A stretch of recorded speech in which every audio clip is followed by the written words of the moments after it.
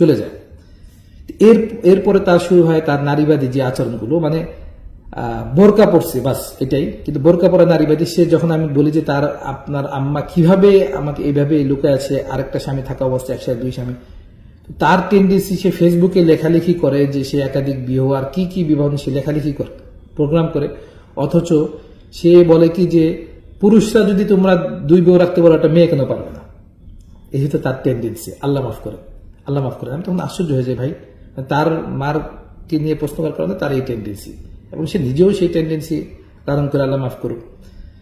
তো এক পর্যায়ে যখন এটা নিয়ে, এবং সে বিভিন্ন ওলামা একরামদেরকে ফোন দিয়ে মাসলা নিয়ে এটা করতে চায়, আমাকে সেই যে আজকে যে তার উকিল বলল যে আমি বাচ্চার ক্ষেত্রে সমকামী, প্রায় 1-1.5 বছর আগের থেকে সে এটা মানুষকে প্রচার করে যে একটা বাচ্চা 3 বছরের বাচ্চা, এখন তার বয়স 4 বছর 3 মাস, তার সাথে নাকি একটা বাপ সমকারী।